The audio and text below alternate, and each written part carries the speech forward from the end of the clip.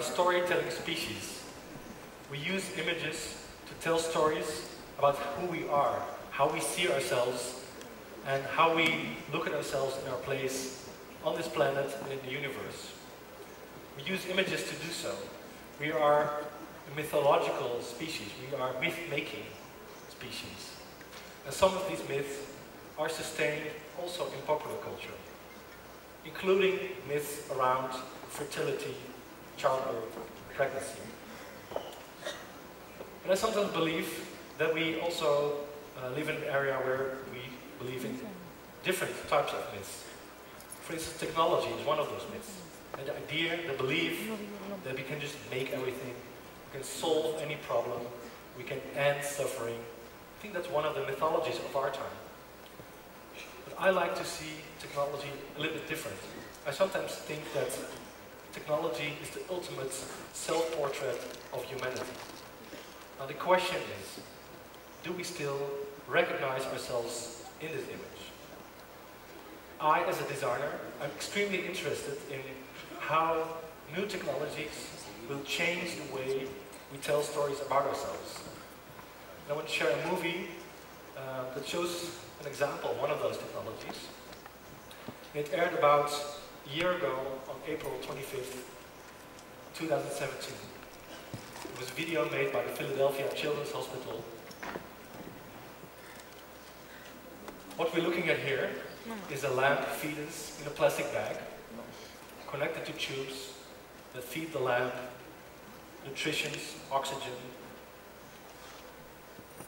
and it contains an amniotic fluid in which the fetus lives.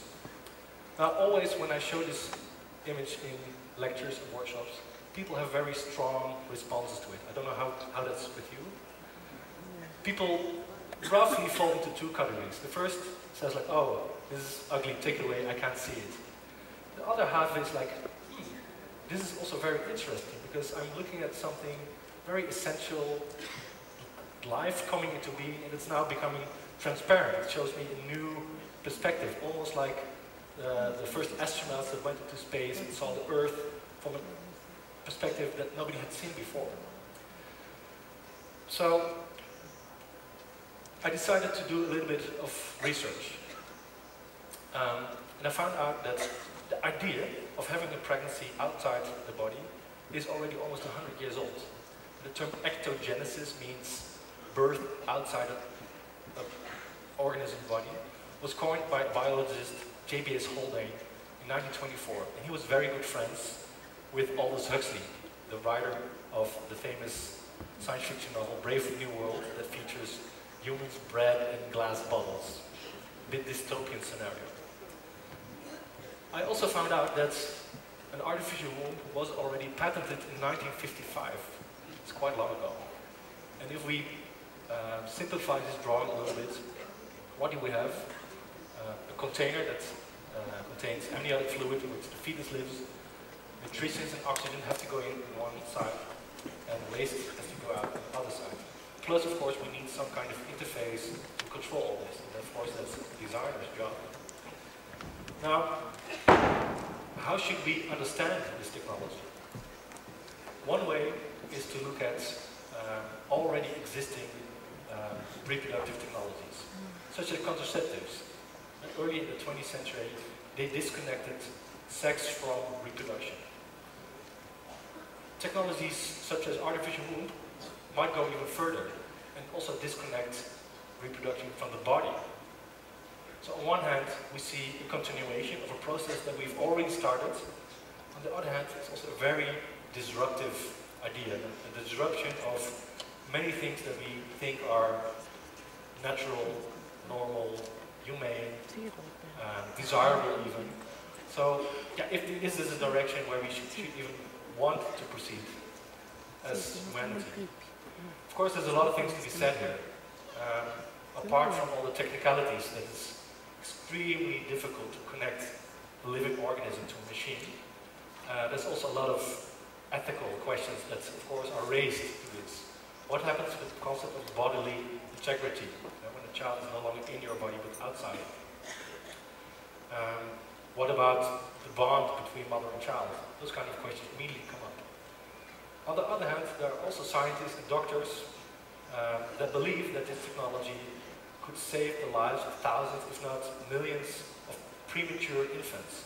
And I'm working with a hospital in the Netherlands that are setting the first steps in building an artificial womb. And they say that every day that you can keep premature infants in a fluid will dramatically increase their chances of survival. Also dramatically decrease the chances of heart diseases, lung diseases, etc. But then, of course, there's another argument. I think there's a huge opportunity to research this and to maybe learn something about what it means to be human. And maybe it's something that we have done all the time as humankind.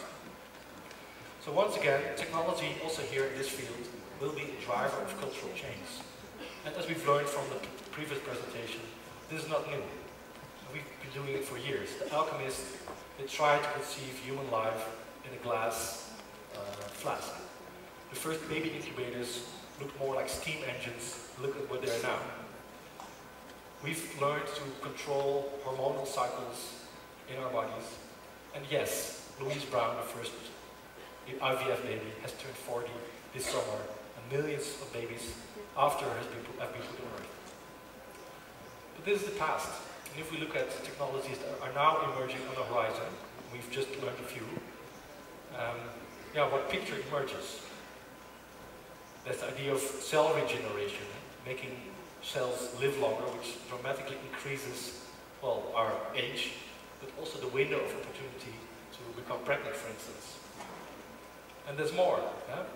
Reprogramming our skin cells into sperm and eggs, reprogramming our genetic codes. But that's not all technology. We're also talking about new lifestyles. We see patchwork families coming up, new relationship styles, polyamory, people having relationships with more than one person. Might sound a bit exotic, but it's happening. It's a reality for some. So, the sum of all this, where might this lead to? Are we going to some kind of dark science fiction future where humans lay kind of glowing eggs in dark spaceships? I'm not sure if that's a very desirable future.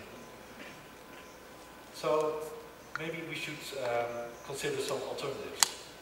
I think the question is, or it starts with, in which kind of society would we want to live? I want to do a little thought experiment with you.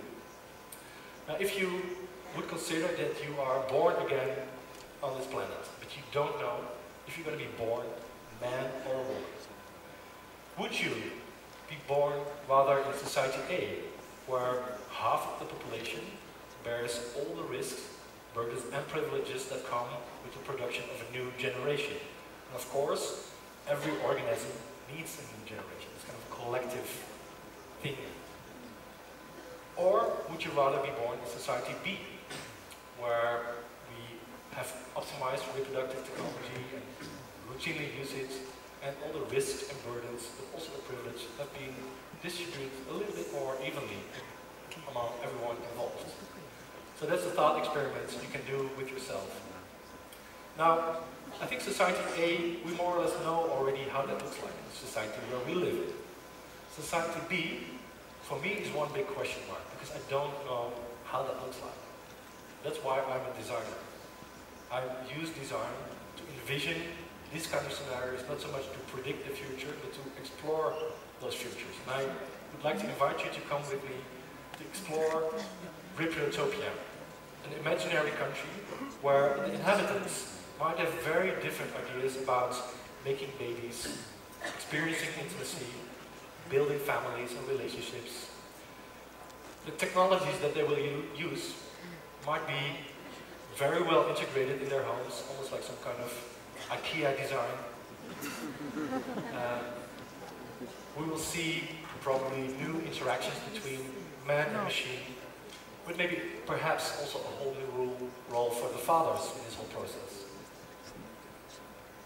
We might see even male pregnancies, a gay couple having a genetically identical child by themselves without the help of any surrogate mothers.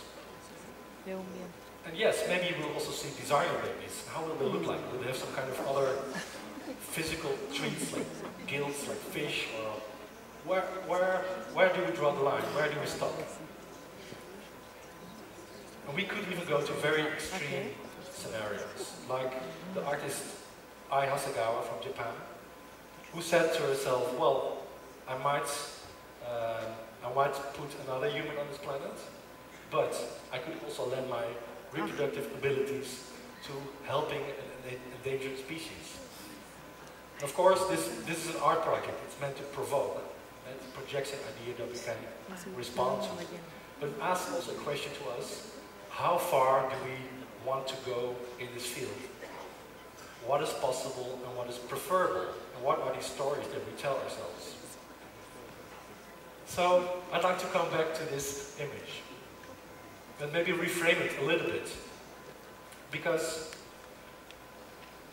we can ask ourselves, if birds lay eggs, why should humans not do it?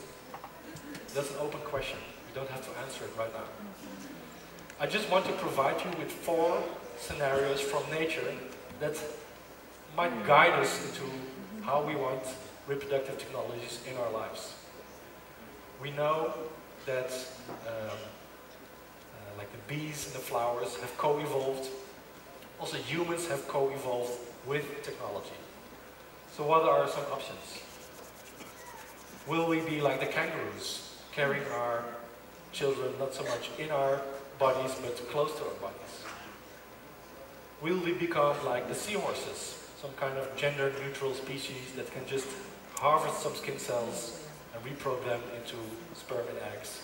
So we technically don't need a partner anymore to reproduce. What will that do to our conception of relationships, marriage, and so on? Or will we find cultural solutions, like the penguins did, where the males breed the egg, where the females go out hunting for fish? Now, back to technology. I want to propose a model that I've developed, and it's called pyramid technology. And it shows how technology becomes nature in 7 steps. Starting at the bottom, where technology only exists as an idea, like that human egg. And you can compare this maybe to time machines. Time traveling does not exist, yet we can speak about it because it has been envisioned in novels, in movies. Artists have envisioned it, put their creativity to it. So we can, it's there as an idea. The lamp in that biobag, it exists. It's operational, but it only exists in a laboratory. It's very far still from our daily realities. If that ever will happen, we don't know yet. It's still in that early stage. But it might be that one day it will be as accepted as, for instance, IVF. That is now, it's still expensive, it's still an invasive procedure. That's widely accepted in most parts of society. Or even like the concept of birth control, that sits really high here in the pyramid, that it's almost not recognized as technology anymore. It almost becomes invisible and becomes so ingrained with ourselves. I don't know where this technology will go to, but it might very well be that reproductive technologies, such as artificial womb, will also have their journey through the pyramid. It's a question mark how they'll look like when they reach the top of the pyramid. Because I think in the end, really sufficiently evolved technologies will become part of our human nature. Thank you very much.